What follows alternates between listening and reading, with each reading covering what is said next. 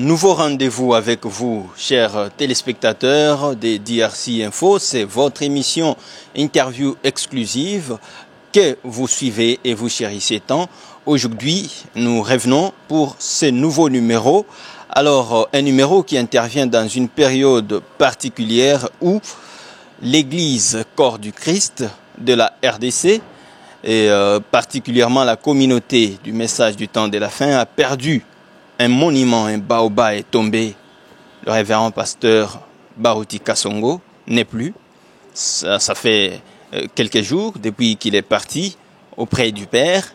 Alors, nous sommes en deuil et présentons à cette occasion toutes nos condoléances à sa famille biologique, à ses fidèles et à toute la communauté Corps du Christ. En tout cas, nous sommes des cœurs avec eux. Voilà pourquoi nous allons, au cours de cette émission d'aujourd'hui, interview exclusive, échanger avec l'homme de Dieu autour de ces décès-là. Quel peut être ce qu'il peut placer comme mot. C'est vrai, quand quelqu'un décède, les gens racontent les histoires dans tous les sens, mais il y a lieu aussi que les hommes de Dieu inspirés puissent placer leurs mots et nous en dire un peu plus. Alors, je m'en vais directement accueillir mon invité, pasteur Roger Fouani. Bonjour. Bonjour, messieurs les journalistes. Merci beaucoup. Alors, vous êtes un habitué, les gens vous connaissent. Vous êtes pasteur responsable de l'église Jubilé Tabernacle, siégeant à Kisangani, dans la province de la Chopo. Avec vous, nous allons peut-être revenir sur certaines matières qui ont été abordées au cours de quelques émissions déjà passées avec vous, parce que l'actualité l'oblige. L'Église Corps du Christ en deuil, la communauté du message du temps de la fin dont vous êtes membre, est éprouvée. Qu'est-ce que vous pouvez dire à cette occasion? Bon, je remercie d'abord Dieu pour cette opportunité. Moi, je dirais que ça ne me surprend pas. Ça ne me surprend pas parce que j'ai été averti divinement par le Seigneur que l'homme de Dieu, Baruti Kasongo, Léonard, devait rentrer à la maison. Alors ça ne m'étonne pas. Ça ne m'étonne pas. Ce n'est pas quelque chose qui est venu au hasard. Non, non. C'est que quelque part, vous connaissiez que cette mort allait arriver de façon imminente. C'est ça. Oui, Dieu m'en avait parlé, que c'était le temps qu'il quitte, parce que s'il continuait encore à vivre, il causerait beaucoup de dégâts. Mais Dieu l'a récupéré avant pour garder l'honneur de tout ce qu'il a fait quand il était encore dans sa bonne position. Vous dites quand il était encore dans sa bonne position et vous dites que Dieu craignait qu'il puisse encore causer beaucoup de dégâts. Est-ce que vous ne pensez pas que ce sont des affirmations qui mettraient encore perplexes les enfants de Dieu, qui estimeraient que vous êtes trop extrémiste avec l'homme de Dieu? Bon, naturellement, c'est ce que les gens diront. Mais surnaturellement, je pense que quand je dis ça, même Dieu au ciel se réjouit. Pourquoi? Parce que aujourd'hui, quand quelqu'un meurt, et surtout quand il était dans le service de Dieu, les gens disent non, il est allé au ciel. Il est allé au ciel. On va le retrouver au ciel. C'est comme si le ciel est devenu un endroit où on doit envoyer tout le monde. Et c'est n'importe qui peut prendre la parole pour dire tel est allé au ciel, tel est allé au ciel. Nous, par exemple, dans la communauté que vous appelez du message du temps de la fin, nous n'irons pas dans un ciel imaginaire. Nous irons dans un ciel que Dieu a donné à William Marion Branham. Et William Marion Branham lui-même est allé dans ce ciel-là. Il a été accueilli par les siens. dans ce ciel-là. C'est un ciel qui existe parce que c'est Dieu qui lui a donné ça. Alors pour entrer dans ce ciel-là, il y a des préalables. Et parmi les préalables, comprendre premièrement que Dieu aujourd'hui s'est caché dans cette chair de cet homme de William Marion Branham. Mais quand vous trouvez les gens, par exemple, si j'avais dit que pour ne pas aller plus loin, causer beaucoup de dégâts, Dieu a préféré les récupérer, c'est parce que dans ce temps ici,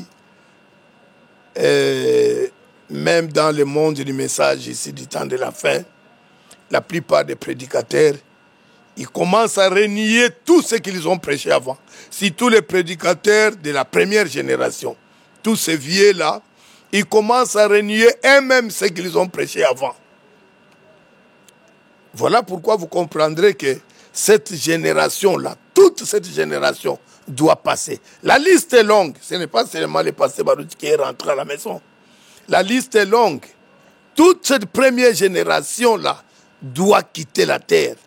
Afin que la nouvelle génération, qui est la génération de jeunes gens dont Branham avait prophétisé, qui doivent se mettre en travail pour prêcher aux gens les mystères de cette tonnerre. Parce que la première génération, ils étaient les prédicateurs de la Baal. Vous voyez le maïs, non? La Baal, ce sont eux les prédicateurs. Mais nous allons prêcher la prédication de faire mûrir les grains. Vous voyez? Et ils ont prêché le message du temps de la fin, qui est la pyramide basse. Mais nous sommes les prédicateurs du message surnaturel de cette tonnerre.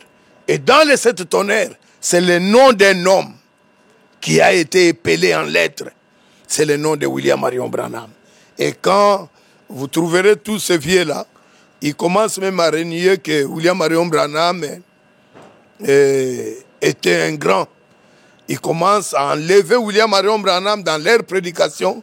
Ils commencent à enlever l'influence de William Marion Branham dans leurs églises pour se placer eux-mêmes dans le cœur des enfants de Dieu. Et ça, c'est un danger terrible que Dieu ne supporte pas. C'est ce qui va faire que Dieu les récupère l'un après l'autre. Alors, voyant le travail qu'a abattu l'homme de Dieu, d'aucuns pensent qu'il a fait un travail correct. Et il a été sincère, inspiré par l'Éternel pour faire tout ce qu'il a pu offrir aux enfants de Dieu comme service dans le royaume. Alors, vous ne pensez pas qu'il a correctement fait son travail et qu'il est allé se reposer auprès du Père, qu'il est allé au ciel? Monsieur le journaliste, moi je vous dirais que l'unique juge qui va juger la terre et le ciel, c'est Dieu lui-même. Je n'ai pas à juger le pasteur Baruch Kasongo. Non, non. Chacun de nous, sur la terre, c'est une mission. Lui, il a accompli sa mission. Laquelle mission Dieu l'a envoyé sur la terre et il est rentré. Le reste, qu'il aille au ciel, qu'il n'aille pas au ciel, ce n'est pas mon problème. Parce que le ciel est là, comme je venais de dire tantôt. Nous, moi Roger ici que vous voyez, je n'irai pas dans n'importe quel ciel. J'irai dans le ciel de William Marion Branham. Donc il y a un autre ciel pour ceux qui ne croient peut-être pas trop au message du prophète William Marion Branham. Il n'y a qu'un seul ciel, c'est celui-là, le ciel de William Marion Branham. Et parce que tu ne peux pas connaître Jésus aujourd'hui si tu ne connais pas l'homme qu'il a envoyé, qui doit nous montrer comment ce Jésus-là est. C'est là où se trouve le problème, mais c'est les journalistes. Aujourd'hui, tout le monde prêche Jésus, Jésus, Jésus, Jésus. Vous savez pourquoi tous ces prédicateurs aujourd'hui, ils sont devenus des homosexuels?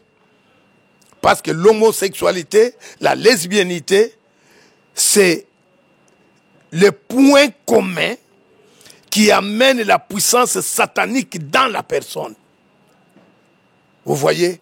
Et quand les gens commencent à chercher la puissance pour faire tomber les gens, pour faire ceci, il a fait des miracles, il a fait ceci, il a fait ceci. La base, c'est l'homosexualité. Et l'homosexualité, vous savez, les gens qui ont commencé avec cette pratique, ce n'était même pas Sodome, c'est Israël. Sodome, bon, nous dirions Sodome, c'est parce que c'est là où la chose a été dévoilée. Mais ceux qui se sont appropriés de cette pratique-là, ce sont des Juifs. Les Juifs, la cabale juive aujourd'hui, la règle principale, c'est l'homosexualité. Vous savez, les inventeurs de films porno, c'est qui? Ce sont des Juifs. Ce sont des Juifs, mais c'est les journalistes. Et aujourd'hui, tout le monde, tous ces grands hommes, entre parenthèses, les grands hommes de Dieu, ils sont dans ces histoires-là. Avant, dans les messages du temps de la fin, on ne pouvait pas entendre de pareilles choses. Comme quoi, on vient de livrer des frères à Satan parce qu'ils sont devenus homosexuels. On vient de livrer des sœurs à Satan parce qu'ils sont homosexuels. Les messages que nous avons créés, entendre ces choses-là dans les messages, non. Et je donne raison au prophète William Marion Branham qui avait dit que les églises vont tomber, les églises vont s'organiser, mais le message restera saint, saint, saint, parce que c'est Dieu lui-même. Pasteur Roger Fouani, quand on voit nos précédentes émissions, il y a des gens qui ont suivi tellement ces émissions sur DRC Info Télévision, et nous leur disons merci, et qui réagissent, qui ont même téléchargé nos vidéos et qui les ont coupées à des extraits qu'ils partagent et commentent à longueur de journée depuis le décès du révérend pasteur Baruti Kasongo. Et parmi ces gens, certains pensent que vous êtes de ceux qui n'aimaient pas l'homme de Dieu, révérend Baruti Kasongo, à travers vos émissions. Vous êtes très dur en les traitant, peut-être de s'être écarté de la voie pendant qu'il travaille sous la bénédiction qu'il a, l'inspiration et la main de Dieu sur lui à travers les miracles qu'il opérait, du moins jusqu'à sa mort. Qu'est-ce que vous pouvez dire à ces gens-là? Bon, ils sont libres de penser tout ce qu'ils peuvent penser, mais s'il y a quelqu'un qui a aimé le pasteur Baruti Kasongo, c'est moi. Pourquoi je le dis? Quand on aime quelqu'un, on lui dit la vérité. Mais quand on n'aime pas quelqu'un, on le flatte. On devient fanatique, c'est parce qu'il y a un intérêt quelconque.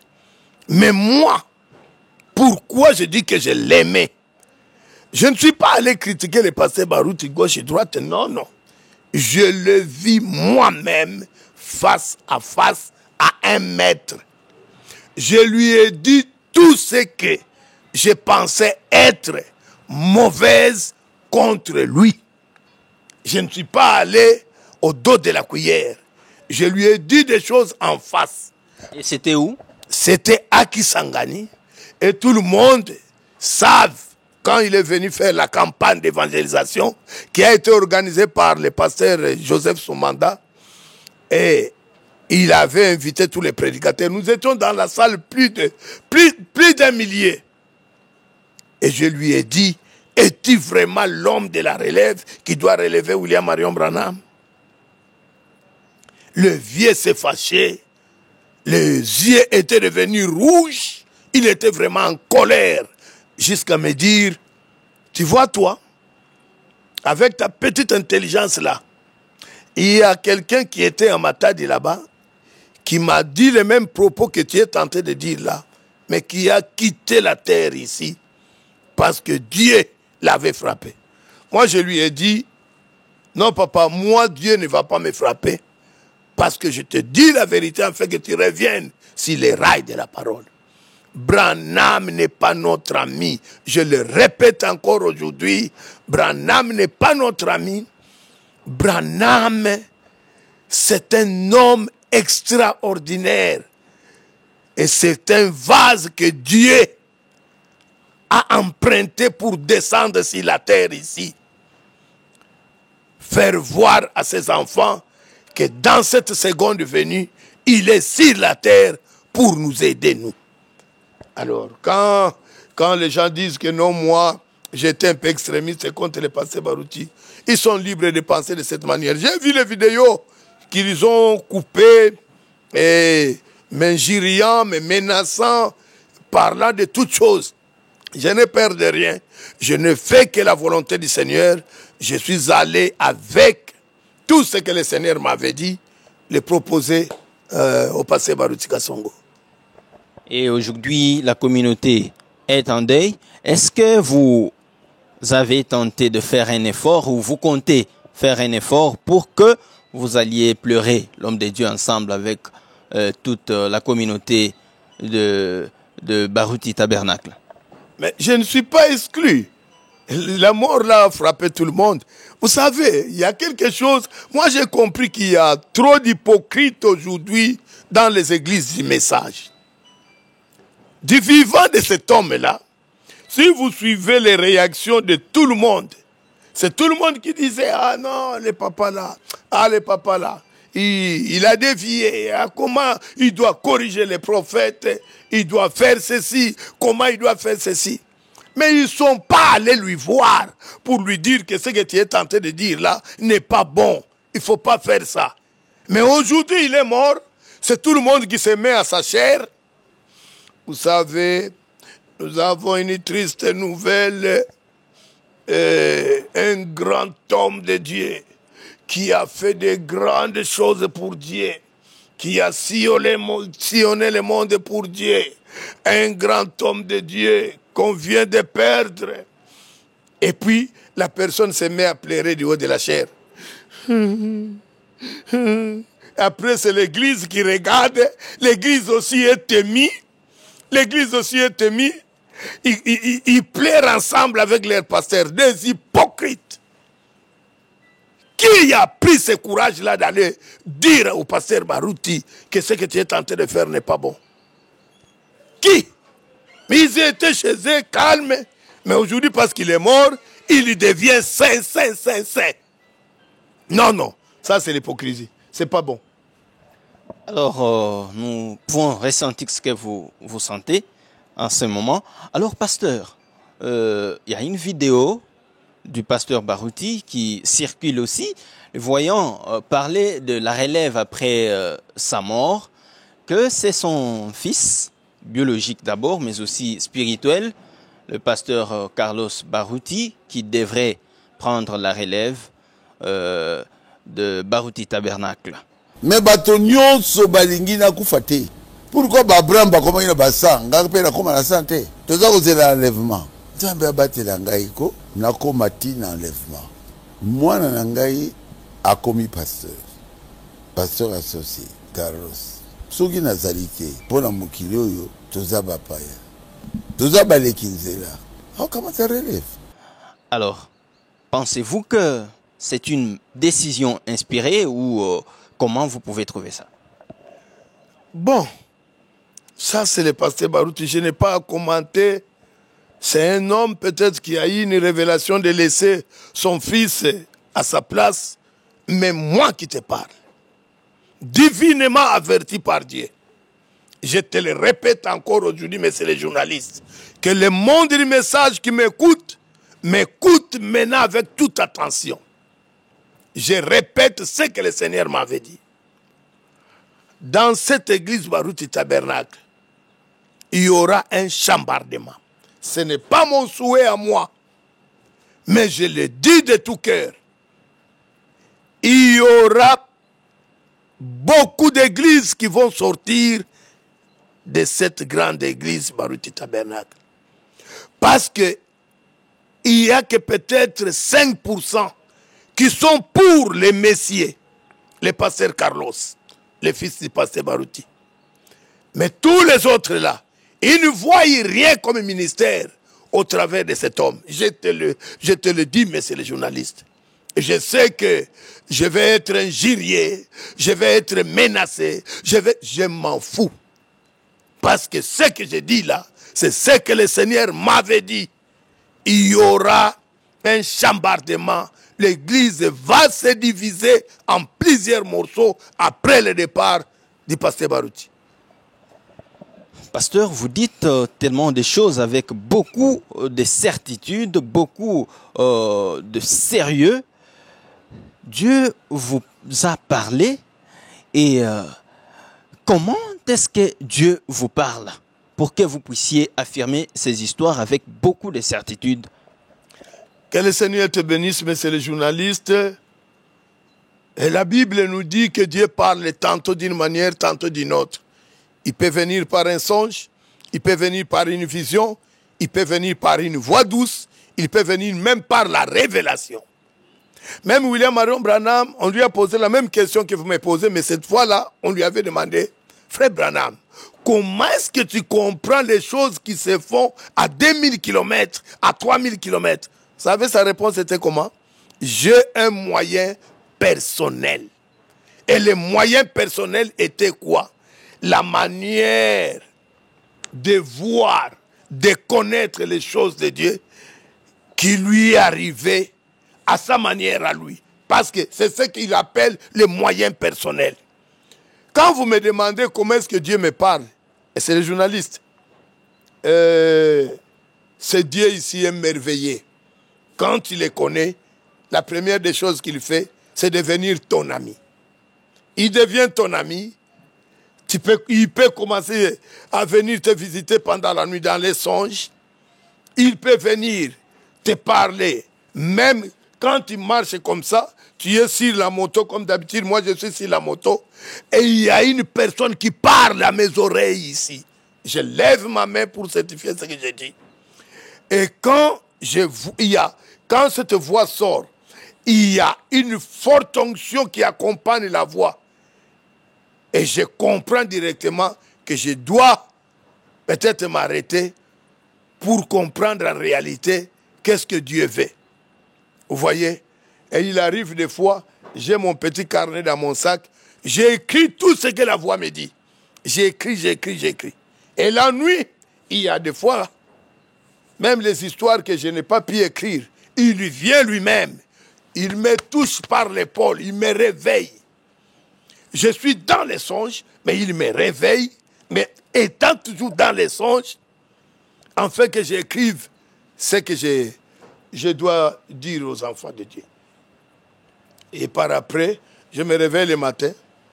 Ce sont toutes ces histoires qui commencent à pleuvoir dans mon esprit comme la pluie. Et je commence à écrire. Je demande, il y a des fois, Seigneur, mais ça, si je dis ça, ça va me causer des problèmes. Si je dis ça.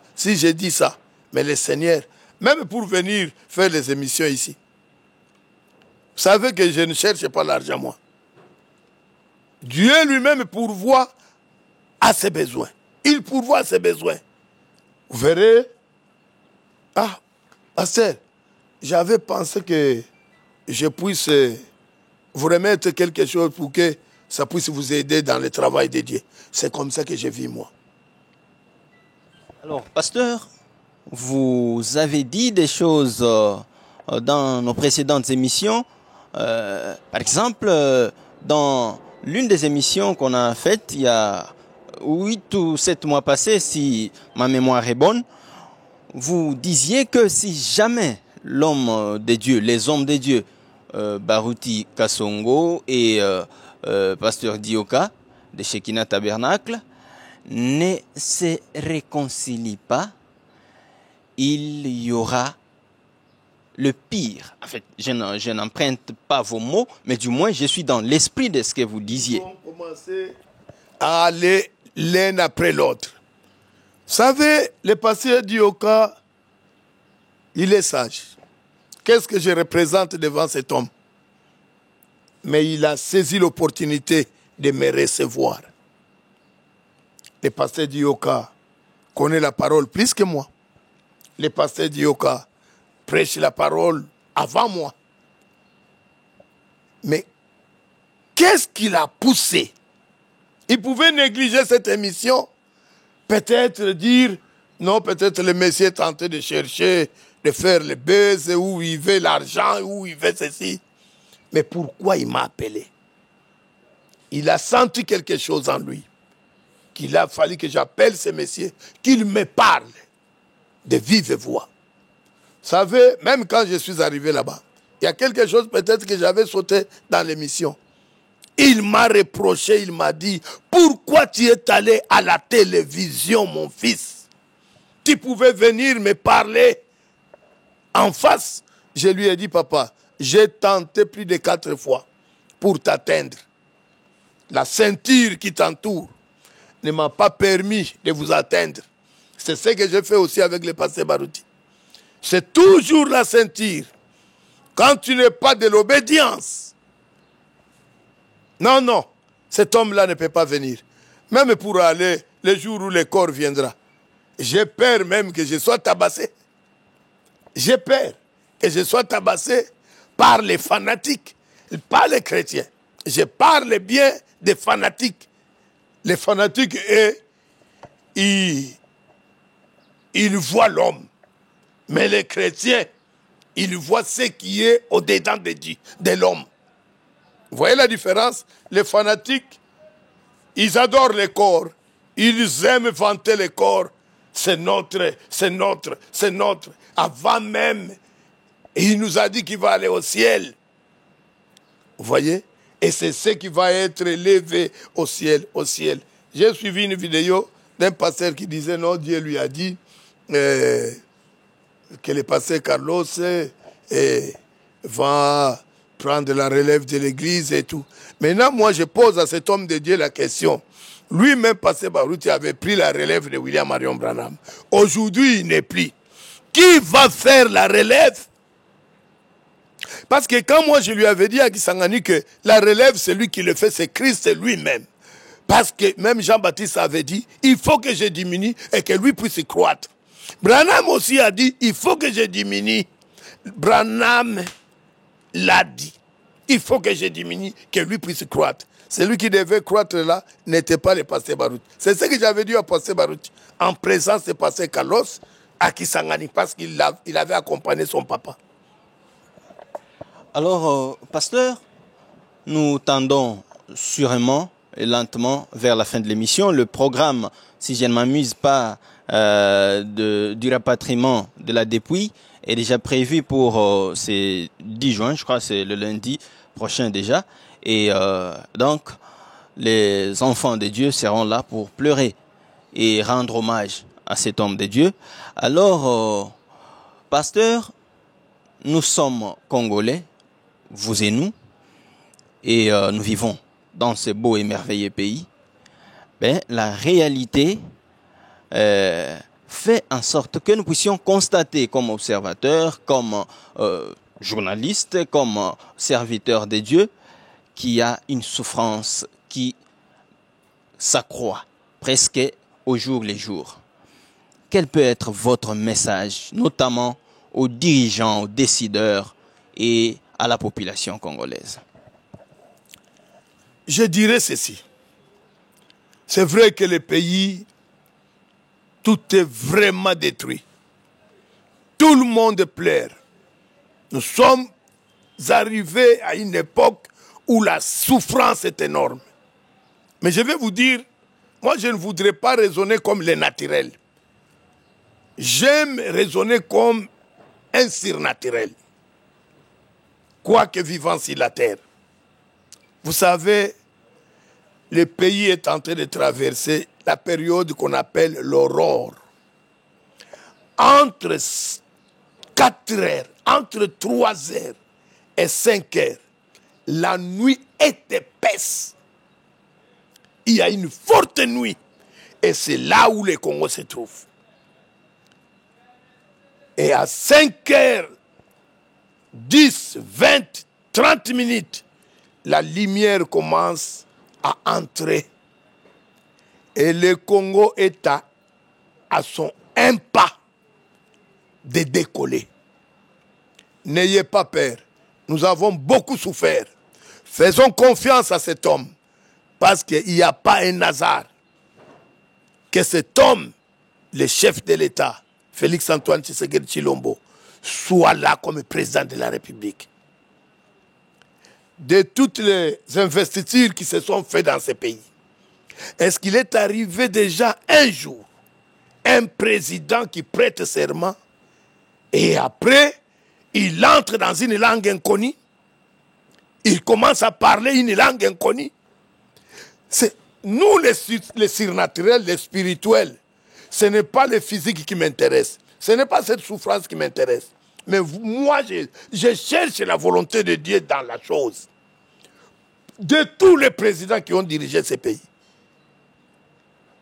l'unique investiture que nous avons participé, moi je vis tous les présidents, de Kasavubu jusqu'à aujourd'hui, j'ai vu tous ces présidents. Mais je vous dirai, l'unique président qui a parlé dans une langue inconnue, qui n'est ni Lingala, ni Swahili, ni Kikongo, ni Chiluba, ni le français, ni l'allemand, mais une langue du ciel. Jusqu'aujourd'hui, les gens ne savent pas qu'est-ce qui a été dit. Vous êtes journaliste, prenez un jour cette vidéo-là d'investisseur, quand il a commencé son pouvoir, mettez ça. Il y a une chair de poule qui va vous attraper.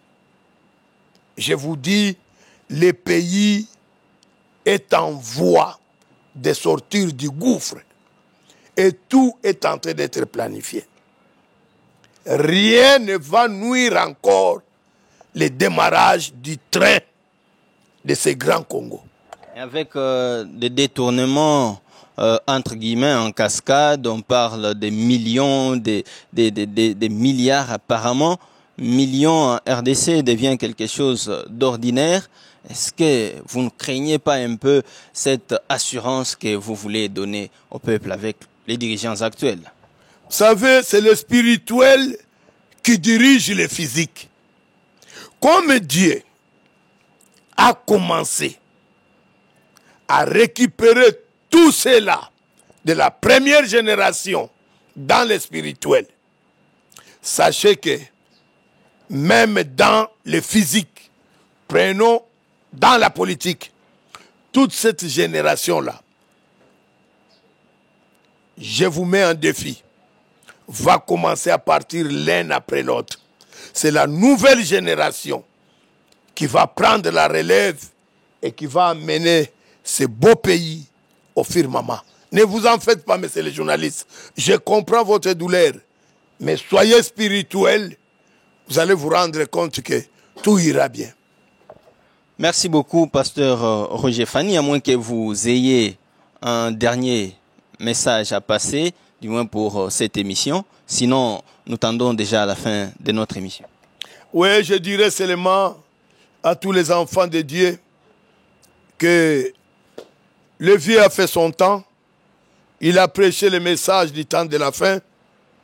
Nous aussi, nous attendons notre tour pour prêcher le message de l'ère, qui est le message de cette tonnerre. Parce que ces choses-là, il n'y a que nous, la nouvelle génération, qui doivent comprendre ça. Tous ces vieux-là, ils ont pensé prêcher les 7 tonnerres, mais ils ont mélangé des choses.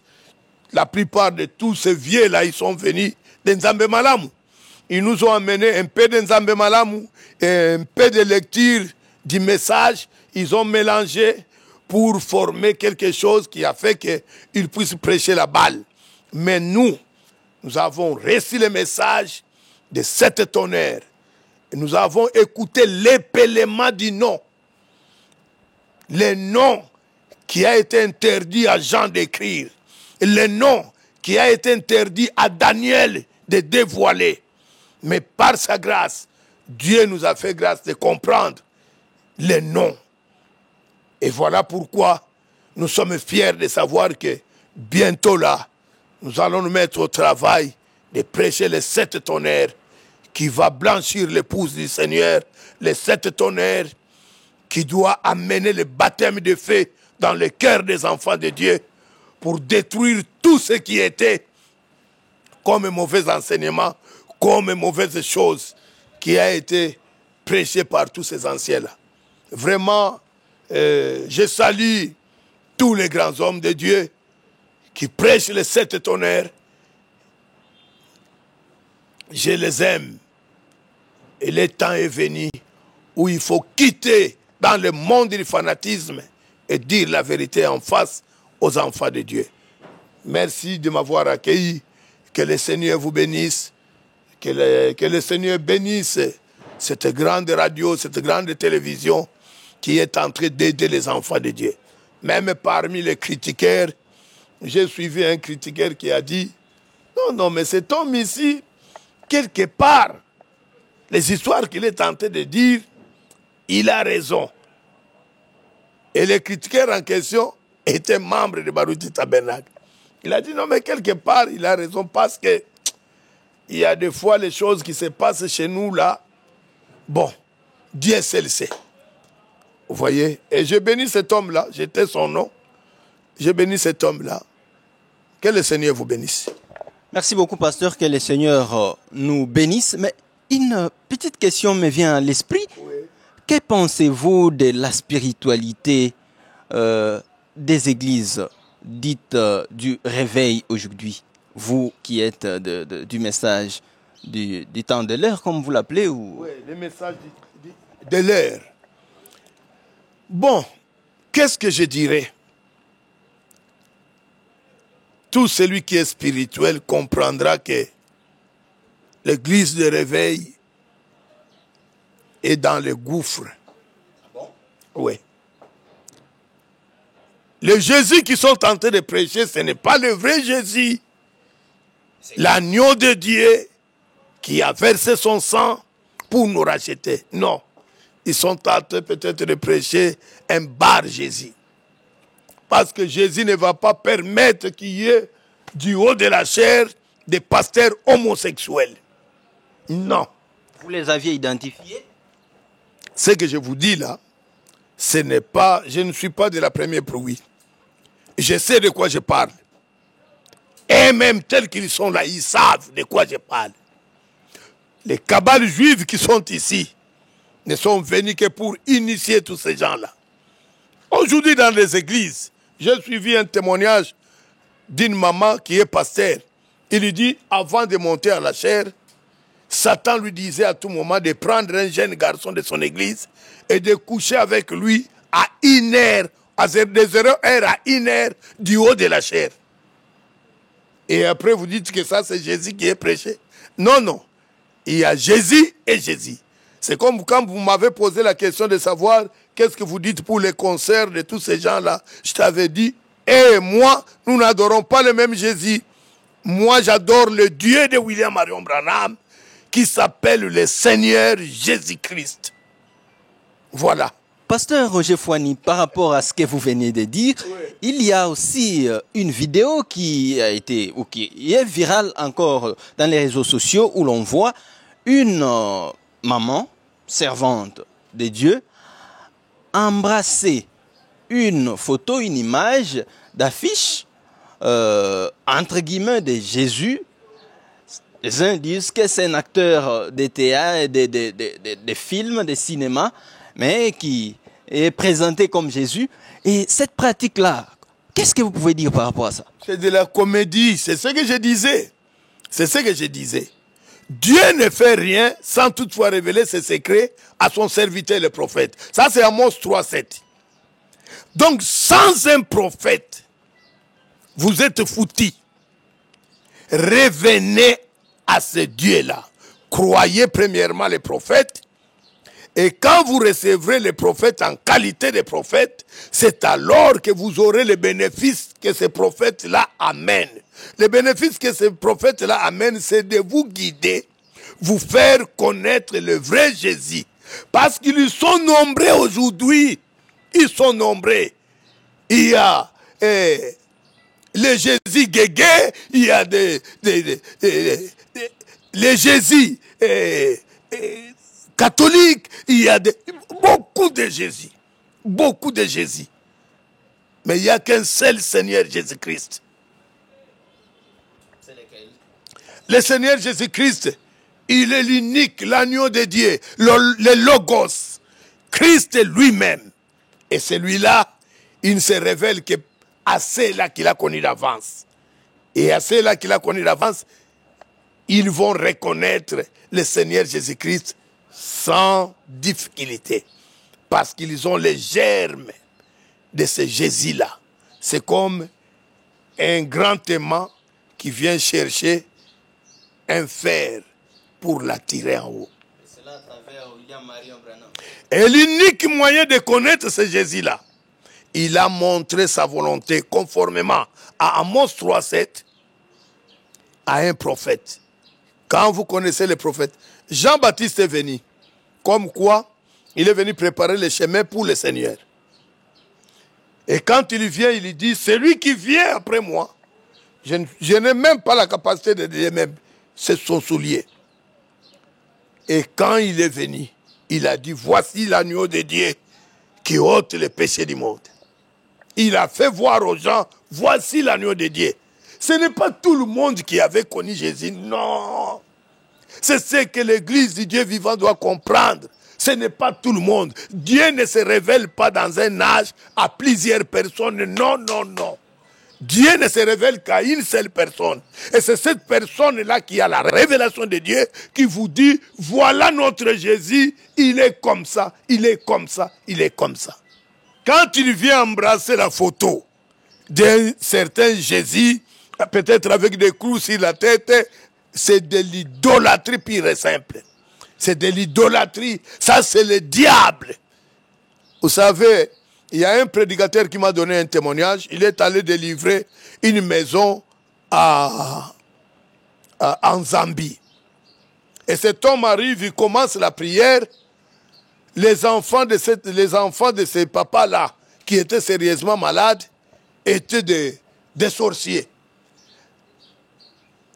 Le pasteur a demandé, mais comment vous sortez de cette maison, si bien même que nous avons prié? Vous savez la réponse? Nous entrons dans cette photo-là du pape. La photo du pape, là que vous voyez, c'est une porte ouverte pour entrer dans cette maison et pour sortir de cette maison. Ça m'a étonné. Ça m'a étonné. Mais quand vous demandez aux gens aujourd'hui qui est le pape, on vous dira quoi? Un grand homme de Dieu. Et pour vous, il ne l'est pas? S'il y a un diable, s'il y a une incarnation satanique, c'est celui-là. Merci beaucoup. C'est en tout cas le pasteur Roger Fouani sur DRC Info. Vous êtes certainement resté dans votre soif. Ben, comprenez que la télévision, c'est le temps. Nous vous laissons sous ces mots du pasteur Roger Fouani, pasteur responsable de l'église Jubilé Tabernacle, qui se trouve à Kisangani. Et nous sommes très contents de savoir que vous êtes très nombreux qui suivez ces émissions et qui les commentez. Abonnez-vous à DRC Info TV. Nous sommes là pour tout le monde. Ça, nous devons le préciser. Tout celui qui pense qu'il a un avis contraire par rapport à ce que le pasteur Roger Fouani a dit ou dit dans toutes ces émissions ici à DRC Info, nos portes restent grandement ouvertes pour vous accueillir et donner votre droit des réponses. Mais si vous voulez même d'un débat, je pense que le pasteur est disposé et nous sommes là pour vous accompagner. Merci beaucoup et très bonne évasion chez vous. Et en même temps, nous sommes en deuil, ça nous n'oublions pas. Et paix à l'âme de l'homme de Dieu, le pasteur révérend Baouti Kassongo, et à toute l'église Baouti Tabernacle. On se retrouve à très bientôt. Merci à l'équipe technique, à la coordination et réalisation de cette émission. Montréal, Gilio Lolo Bibas, le faiseur. Merci et à très bientôt. Ciao.